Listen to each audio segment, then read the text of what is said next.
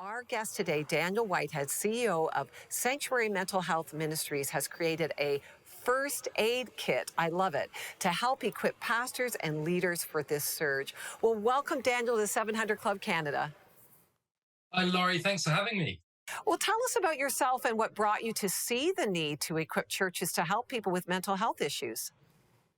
Yeah, I moved to Canada from England about 8 years ago. I'm now also a Canadian, I might add. I came to this role 6 years ago, and essentially my own journey had been one as a pastor in England, challenged with my mental health, experiencing all kinds of symptoms of burnout, and I didn't have any framework or language for that. So when I moved to Canada and found this small nonprofit called Sanctuary, I was drawn to it, and so they made me their director. And over the last few years, we've been taking this work to a much bigger audience, bigger scale, and that's why we developed the Sanctuary course. Well, I love when I was looking at this course, Sanctuary Health Ministries developed really, it's a small group resource, right, called the Sanctuary Course. So tell us who the course is for and what they can expect in it. Yeah, we designed the course to be something that all churches everywhere could use to begin really great conversations about faith and mental health, to understand how our faith and mental health can fit together, with the end goal of helping the church to become a even more compassionate place and understanding place, to offer support to each other and also ourselves at a point of crisis. So the course is really designed for the whole church. It's designed with small groups in mind. And, we've had incredible feedback across the board, whether it be pastors or parishioners in the midst of a crisis or not. People have found the course to be so helpful to give people the tools to know what to do and what not to do when offering support. Well, I've been a pastor for a few years, Daniel, and I've been a teacher, and I know what you're speaking of because we need tools and resources. It can feel overwhelming personally as a leader, but also I love that you're doing it in a small group format. Doesn't our life change and we learn better in a small group format? Is that why you set it up that way? Absolutely, yeah. Community is key to recovery.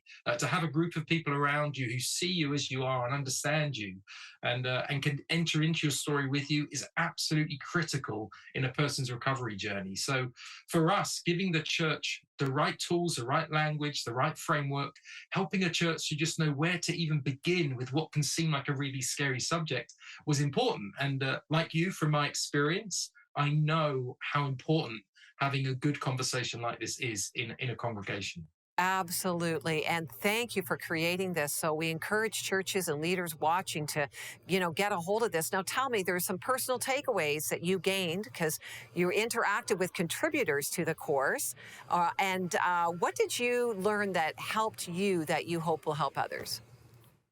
Yeah, I think one of the critical things about the course, which the film component, always features a story of a person's lived experience, a person of faith.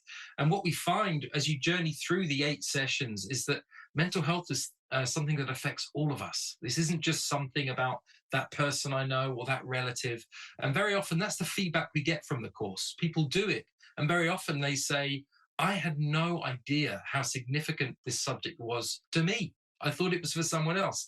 So I think that's a really important point, is that it affects all of us. Mental health is indiscriminate. Doesn't matter where you're from, your age, your background, your faith tradition. It affects all of us. So we need to find good ways to talk about it. And the course, I think, highlights brilliant ways that lots of people from lots of backgrounds have really engaged the subject of mental health from a faith perspective.